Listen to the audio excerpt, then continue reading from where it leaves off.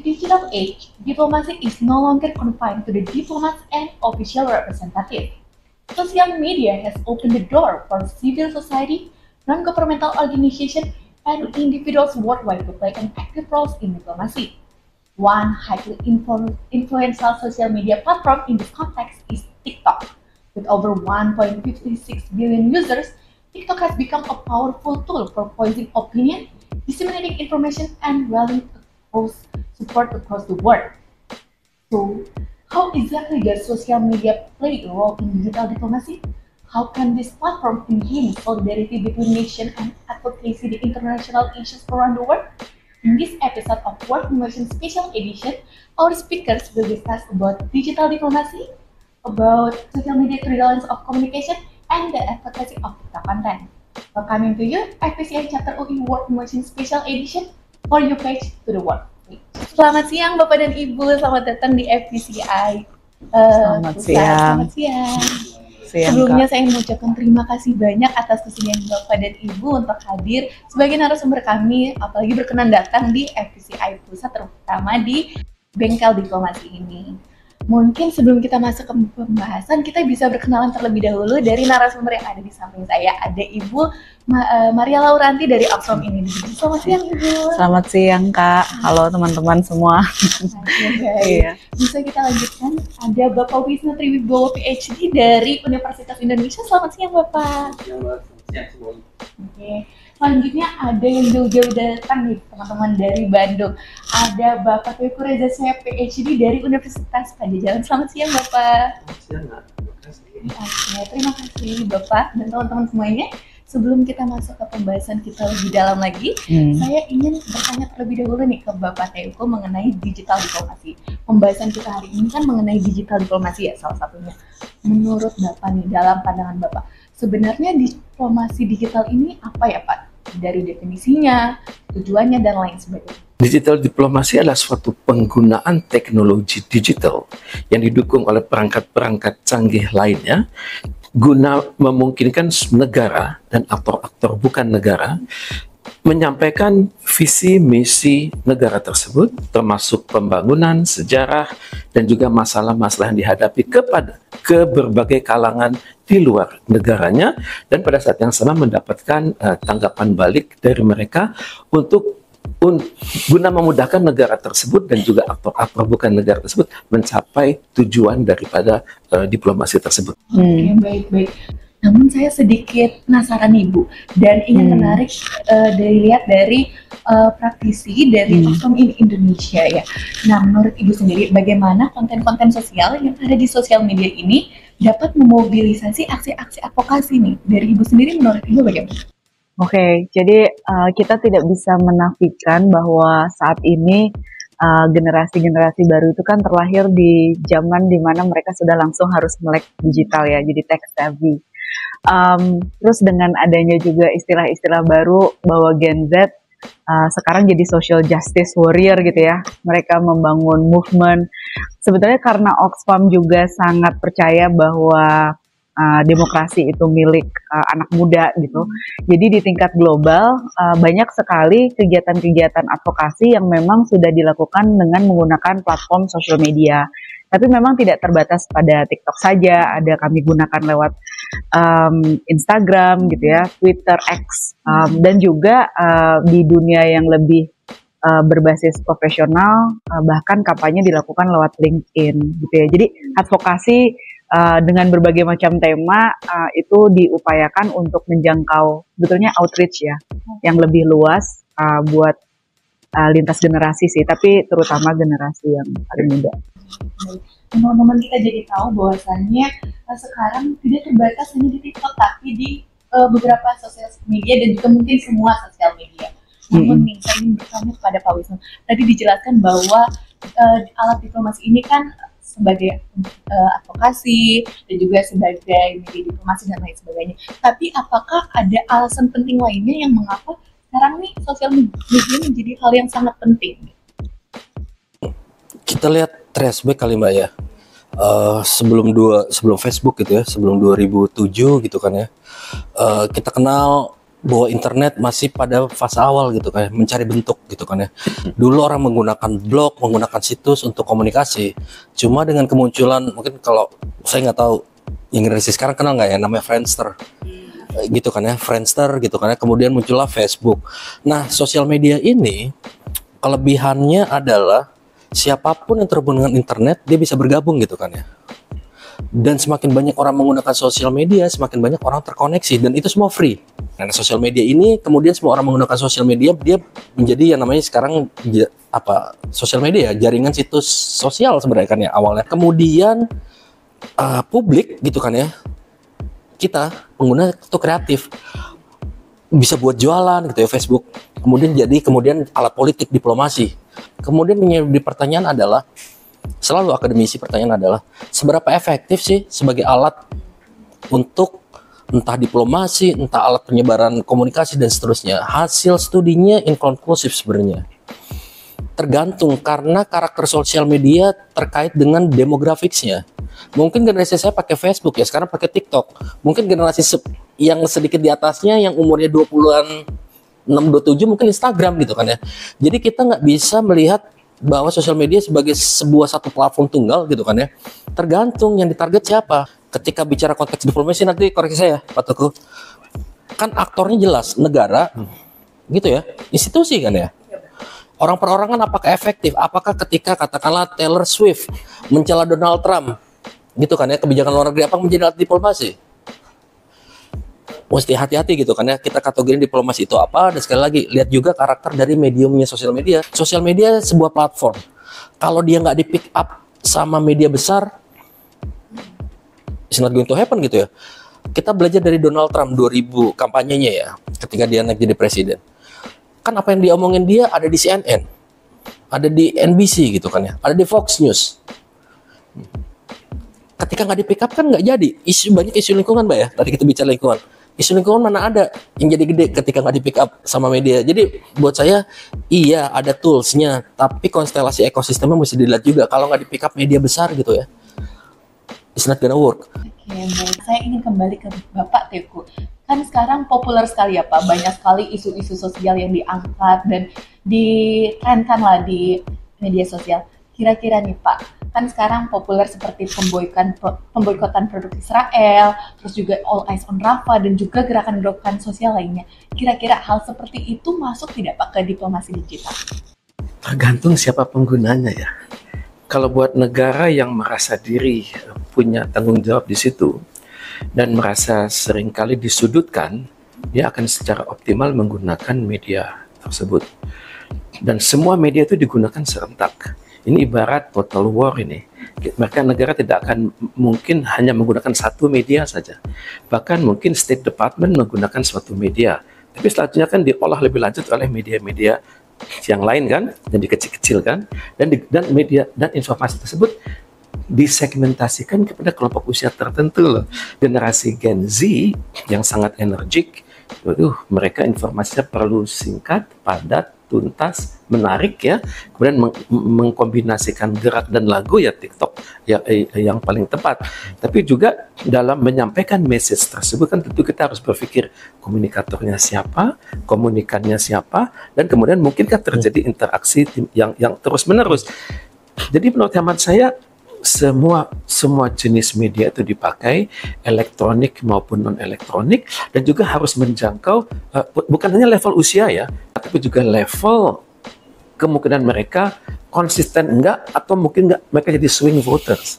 Itu harus dijangkau. Maka untuk itu penguasaan digital information itu luar biasa, penguasaan studi wilayah itu luar biasa, misalnya juga penguasaan isu. Banyak banget isu yang harus dikuasai, banyak banget usia yang harus dikenali, nggak kehitung berapa biaya yang digunakan oleh negara dan juga aktor bukan negara untuk menghadapi isu ini. Baik. Wah teman-teman, sebuah insight baru nih teman-teman. Tentunya terkait hal ini, apakah termasuk diplomasi digital atau tidak, itu tergantung kepada segmentasi yang akan kita jangkau seperti itu. Tapi nih, dari Ibu Laura sendiri, kan Ibu Laura memang mendalami hal tersebut ya, mengadvokasikan isu-isu sosial. Tapi apakah ada media sosial ini mempermudah atau tidak nih Bu untuk menjangkau segmentasi? Ya, jadi sebagai praktisi adalah penting gitu ya, apalagi kalau misalnya kita bekerja di sektor pembangunan, sektor kemanusiaan, itu untuk bisa secara lincah dan gesit mempengaruhi ruang demokrasi. Nah, dalam hal ini kalau misalnya kita bicara tentang bagaimana organisasi masyarakat sipil seperti contohnya Oxfam gitu ya berusaha mempengaruhi kebijakan atau memberikan masukan di dalam ruang masyarakat sipil, itu nggak bisa lepas dari kerja-kerja yang berkaitan dengan mobilisasi aspirasi dari masyarakat gitu ya.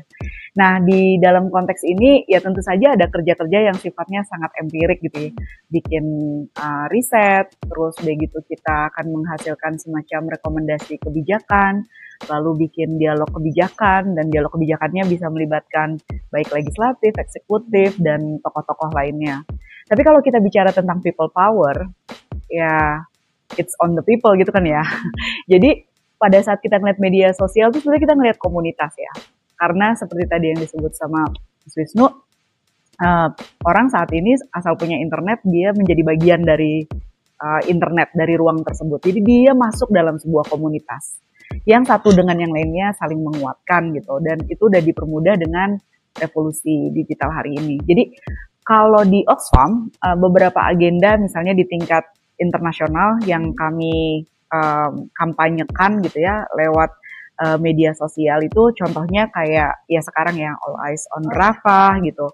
Jadi fokus sekali di ceasefire now gitu. Terus atau kalau misalnya kita lagi celebrate International Women's Day, kita ikut movement Me Too gitu ya atau Black Lives Matters gitu. Jadi ada banyak sekali komponen kita percaya bahwa ruang demokrasi itu milik rakyat gitu, milik anak muda gitu. Jadi disitulah jadi ruang untuk mereka bisa mengkomunikasikan aspirasi mereka dan bukan cuma sekedar aspirasi ya, tapi juga membuat pressure.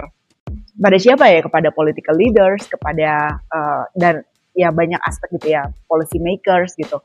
Nah, salah satu contoh yang berhasil di Oxfam Belanda contohnya gitu, kami sangat fokus di isu Palestina, Gaza. Pemerintah Belanda itu sebetulnya dituntut oleh Oxfam Novib lewat pengadilan untuk menghentikan ekspor senjata ke Israel. Nah, di dalam proses ini banyak sekali kampanye yang dilakukannya itu lewat sosial media. Dan di dalam proses ini banyak sekali kita tahu gitu ya, pada saat proses pengadilan berjalan atau proses diplomasi antara negara-negara berkumpul dan juga bahkan pada saat Oxfam hadir di pengadilan di Belanda gitu ya dan membawa kasus ini, itu bukti-bukti yang dibawa banyak yang terkumpul memang dari media sosial. Jadi it's powerful juga gitu. Nah, media sosial tuh membumikan isu-isu yang sangat sulit dibicarakan sehari-hari karena biasanya itu hanya dimiliki elit-elit penguasa gitu ya, elit-elit pengambil kebijakan gitu. Dalam hal ini sih kita harus bergerak taktis sih menurut kami gitu sebagai praktisi, kapan kita bisa menggunakan ruang-ruang media sosial ini untuk menjadi alat diplomasi. Gitu. Jadi memang sih diplomasi dilakukannya oleh mereka yang punya power gitu ya, yang punya peran dan tanggung jawab gitu, duty bearer, apalagi state as the duty bearer gitu. Cuma pada saat yang sama kita perlu mengakses yang non-accessible dan media sosial sangat powerful sih. Dari penjelasan Ibu tadi kan membahas soal TikTok yang punya power gitu-gitu. Nah, menurut Bapak Wisnu sendiri nih Pak, apakah teori komunikasi dua arah itu efektif nggak kalau kita terapkan dalam sosial media untuk dijadikan sebagai alat diplomasi? Oke, mungkin saya jelasin dulu ya, two step flow teorinya. Sebenarnya teori itu berangkat dari perspektif komunikasi massa. Asumsinya gini, power dari komunikator itu nggak segitu powerful untuk mempengaruhi audiens gitu kan. Contohnya gini, berita di TV, oke, beberapa audiens mungkin yang di bawah nggak semuanya paham berita di TV gitu kan ya. Tapi ketika berita di TV ini kemudian dikomunikasikan ulang, katakanlah ustadz di masjid atau pemimpin umat yang lain gitu kan ya, atau ketua RT RW langsung menyampaikan gitu kan ya, dan akan lebih mudah ditangkap gitu kan. Jadi itu konteks two step flow. Nah, kalau di internet saya pikir two step flow nggak terlalu, karena kita tahu kenapa. Contoh di Twitter, aktor-aktornya kan aktor-aktor politik, aktor-aktor negara gitu kan ya, yang dia udah menyampaikan langsung. Nah, Yang perlu diperhatikan justru ini karakter audiensnya. Gini, To Step Flow bicara bahwa audiens itu mass audience. Sekarang kan enggak. Twitter yang suka isu lingkungan ya yang diakses. Saya cuma follow yang lingkungan, yang suka politik ya saya politik. Jadi nggak dikenal lagi mass audience gitu kan ya. Twitter sempat dibilang bisa menciptakan revolusi. Itu hanya terjadi sekali. Ya kan? Di Afrika Utara dan Timur Tengah. Itu pun nggak berhasil di Syria. Direplikasi di Cina, Umbrella nggak berhasil. Di Indonesia 212 nggak berhasil. Di Vietnam, name it. Gerakan itu hanya bisa berhasil ada konteksnya, suasana politiknya, dan itu pun nggak semua Timur Tengah kan ya. Ya kan di Syria gagal sampai hari ini. Di Arab Saudi nggak bisa terjadi, hanya di Algeria, Mesir gitu loh. Jadi mesti hati-hati melihat tadi seberapa powerful sebenarnya sosial media ini, karena tadi iya dia berhasil di sana, tapi kan semua negara belajar. Indonesia ketika pos pemilu 2019 di shutdown Twitter. Di Singapura di filter kata kuncinya. Jadi agak-agak tricky ketika berbicara tadi sosial media sebagai alat diplomasi, sebagai alat politik, karena konteksnya udah berubah gitu kan ya. Berhasil nggak berhasil kita nggak pernah tahu. Ya kan nggak ada jaminan. Pertanyaan paling buat apa ya akademisi percaya, sebenarnya gerakan sosial di sosial media itu bertranslasi nggak sih ke luring? Berapa banyak gerakan yang ramai di Twitter, ada nggak gerakannya? Bisa ngerubah keadaan nggak?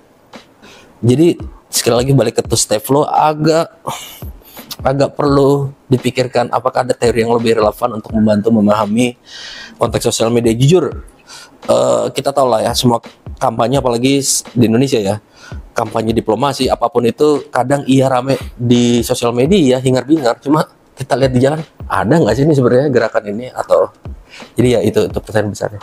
Baik, terima kasih untuk hal itu. Nah, Bapak Ibu sekalian, kita punya pertanyaan menarik nih yang kita dapatkan dari question box FPCI UI yang kami buka. Pertanyaannya mungkin ada agak sedikit tricky ya, dan saya ingin bertanya dari konteks Bapak Teguh dulu.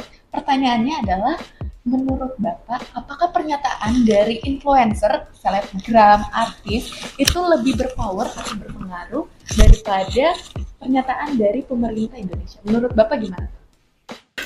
Tergantung segmennya. Selebgram itu kan orang yang punya banyak akses kan. Selebgram itu kebanyakan adalah cenderung ingin jadi politikus. Kita lihat di Indonesia sekarang kan, beken dulu di media massa dan jadi politikus kan. Lawannya kan negarawan. Negarawan itu jadi minoritas sekarang. Negarawan itu berpikirannya kan jangka panjang. Kemudian berpikirnya sistematis, tahu resiko. Dan mereka sedikit. Sedangkan dalam masyarakat, tentunya kondisi sosial ekonomi dan pendidikan kan ngaruh. Untuk suatu negara yang sedang berkembang, itu rata-rata yang dapat dikategorikan pendapatannya menengah ke bawah, itu sekitar 60%. Dan sekitar 60% itu daya kritisnya terbatas. Mereka dengan cepat mengikuti apa kata selebgram. Dan biasanya kalau dalam suatu demokrasi, one man one vote, maka siapa yang bisa menggapai masyarakat umum yang kurang kritis, tapi dalam jumlah besar, itu akan dapat suara lebih besar. Ya buktinya di dalam pemilu kemarin di Indonesia, betapa mereka yang berlatar belakang selebgram itu akan mudah menggapai suara. Jadi akhirnya kembali kepada top decision maker. Apakah mereka mementingkan keuntungan jangka pendek dengan membuat happy masyarakat, tapi di jangka panjangnya mungkin menimbulkan kerugian, atau berpikir negarawan gitu. Di mana negarawan itu proses berpikirnya tidak boleh instan. Negarawan itu berpikir stages of development, berkembang, bertahap, persis seperti Kaizen di Jepang gitu kan. Jadi untuk itu jawabannya adalah selebgram itu hendaknya dihargai juga, tapi non selebgram hendaknya juga diberi tempat yang terhormat. Oke, baik. Nah, kalau dari Ibu Laura sendiri gimana nih? Menurut Ibu, apakah pernyataan dari selebgram lebih berpengaruh atau dari pemerintah Indonesia? Ya kalau ngomongin power pasti pemerintah walau yang pasti punya kuasa ya, punya wewenang, punya power ya. Tadi seperti dibilang ya, kalau kita bicara tentang proses demokrasi, terus begitu kita berusaha memberikan masukan dan input kepada kebijakan, ya kalau kita bergantung pada ruang media sosial tentu saja tidak cukup. Sama seperti yang dilakukan Oxfam, ada riset yang mengikuti, ada koordinasi dan dialog-dialog kebijakan, ada rekomendasi kebijakan yang diberikan kepada pemerintah di ruang yang formal gitu. Jadi apa yang dilakukan di ruang media sosial itu adalah yang melengkapi gitu ya, bagaimana kampanye dilaksanakan. Apakah dia lebih powerful? Jawabannya ya tentu saja yang memegang kuasa, kan power juga ada macam-macam ya. Ada power yang sifatnya visible. Kalau mereka pemerintah itu visible ya, mereka memang punya kekuatan konstitusi gitu, dan juga mereka diberikan wewenang dan mandat gitu oleh rakyat untuk memimpin negara. Terus kalau misalnya kita bicara tentang invisible power juga ada gitu ya. Nah dalam hal ini Instagram itu tadi ya kayak selebgram dan lain-lain itu satu hal, tapi poinnya kan sebetulnya ada orang yang bukan nobody lalu dia mampu mempengaruhi yang lain gitu ya. Dia jadi key opinion leader, mau yang di lead cuma 5 orang atau 1.000 orang gitu ya, tapi ada potensi yang sangat besar dalam mengoptimalisasi fungsi dari media sosial. Yang harapannya tentu kita semua mau fungsinya untuk kebaikan ya, good cause. Jadi yang hal-hal kayak gini sih ya, invisible hands di antara semuanya itu tetap ada di media, jenis media apapun. Oh, teman-teman, menarik nih pendapat dari Ibu Laura mengenai siapa yang lebih powerful. Nah, tapi kalau dari Pak Wisnu sendiri yang memang mendalami ilmu komunikasi, menurut Bapak siapa? Saya mencoba ngebuka perspektif Bu Laura sama Pak Teguh ya tadi. Ada 2 aspek yang perlu dilihat. Yang pertama adalah Pak Teguh udah bilang soal kesenjangan ya. Kita tahu digital divide di Indonesia itu tinggi. Digital divide itu beberapa level. Level yang pertama adalah terkait dengan tadi kualitas kita sebagai pengguna. Ketika bicara kualitas pengguna terkait dengan pendidikan, kita lihat angka PISA kita berapa banyak. Ada yang tahu datanya secara statistik BPS masyarakat Indonesia yang punya gelar S1 berapa persen? Coba lihat datanya, mencengangkan, nggak sampai 10% kan ya. Kita nggak bicara S2 S3. Padahal syarat untuk menggunakan internet adalah bukan sekedar bisa nyalain alat, tapi tahu informasinya gitu kan ya. Informasi mana yang valid tidak valid. Nah, ketika bicara ke sana dengan fenomena Pak Teguh udah angkat tadi soal iya lebih percaya katakanlah selebritis dibandingkan orang yang punya kompetensi gitu kan ya. Ya itu yang terjadi per hari ini. Karena tadi struktur dari media sosialnya gitu kan ya.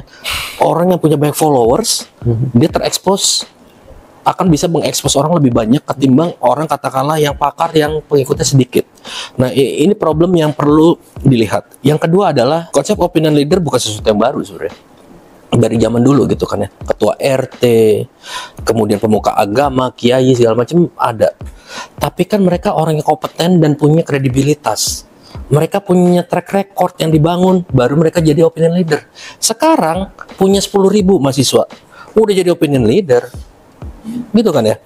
Yang jadi problem adalah mesti didefinisikan ulang gitu kan ya. Opinion leader ini kita mesti buat parameternya, mengedukasi orang-orang. Oke, si A punya 1 juta pengikut tapi dia nggak punya expertise apapun. Tapi buat saya tadi 2 hal ya, kesenjangan digital. Berarti kan ini masalahnya struktur gitu kan ya, struktural. Yang bisa memberikan solusi siapa? Ya pemerintah. Paling enggak di kurikulum, paling enggak Mbak, dari SD Pak ya. Literasi media, literasi informasi, literasi digital. Emang kalau pakai bisa nyalain gadget kemudian jadi jago? Enggak gitu kan ya. Nah pada saat critical event, masyarakat harus tahu di mana dia harus nyari informasi. Apakah selebgram yang punya atau influencer 1 juta pengikut, atau mungkin dokter yang cuma 10.000 tapi dia pakarnya gitu kan ya. Teman-teman, jadi untuk pertanyaan ini, pendapat dari Bapak Wisnu ini, kita harus lihat dulu background dari selebgram yang kita lihat, apakah bisa kita ikuti, apakah dia berpower, dan juga apakah ini tentunya bisa baik kepada kita. Nah, tidak terasa nih Bapak Ibu, kita sudah sampai di pertanyaan terakhir. Nah, untuk pertanyaannya adalah apa sih harapan Bapak dan Ibu kepada generasi Z terkait penggunaan media sosial yang mereka dapat gunakan sebagai media diplomasi? Mungkin bisa dimulai dari Ibu. harapan saya sih buat Gen Z, artinya ya kalau misalkan kan banyak juga orang yang merasa stigma Gen Z juga sangat tinggi ya gitu. Anak muda tahu apa sih gitu, kalian nggak belum hidup cukup lama gitu lah ya gitu. Tapi anyhow, walaupun followernya cuma 50 atau 100 kan, you actually influence others ya, and every of us can be an influencer gitu. Jadi saya sih berharap teman-teman anak muda mendefinisikan bagaimana teman-teman bisa berkontribusi di ruang politik, di ruang masyarakat gitu ya, bermanfaat buat yang lain, dan itu bisa dipakai lewat gaya dan cara apapun gitu ya. Nggak harus nunggu jadi politikus untuk akhirnya bisa berkontribusi buat perubahan di sekitar kita. Dan semua kan juga dimulai dari diri sendiri dan lingkup yang paling dekat ya. Jadi harapan saya buat mereka semua yang holding gadget gitu, dan and you have at least public sphere-nya adalah apa yang dimiliki di gadgetnya, ya influence others for good cause gitu. Dan ya literacy media penting sih menurut saya, tapi ini masukan buat pemerintah buat ya memperbaiki kualitas pendidikan ya di Indonesia, juga untuk mengurangi kesenjangan digital sih yang terjadi antara perkotaan dan wilayah lainnya. Terima kasih Ibu atas harapannya. Semoga harapan dari Ibu Laura ini bisa kita aplikasikan ke dalam kehidupan kita sehari-hari. Terima kasih. Kalau dari Bapak Wisnu sendiri, harapannya untuk generasi Z bagaimana? Ada satu yang harus diingat. Di balik teknologi yang paling penting adalah manusianya. Kita yang menggunakan gitu kan ya. Pengguna harus tahu persis teknologi yang digunakan gitu kan ya. Tadi sosial media efektif untuk nyebarin informasi, untuk mengkoneksikan kita semua. Tapi kemudian apakah itu efektif untuk sebagai gerakan sosial? Iya dan tidak gitu kan ya. Kondisinya seperti apa? Paling enggak sosial media bisa digunakan untuk membantu awareness paling enggak, Mbak ya. Saya yakin generasi sekarang kan lebih gampang ya dapat informasi. Nggak tahu ada generatif AI, bisa Google, banyak aksesnya. Semoga itu membuat lebih baik gitu kan ya, lebih memintarkan ketimbang sebaliknya. Terima kasih untuk Pak Wisnu atas harapannya untuk teman-teman generasi Z.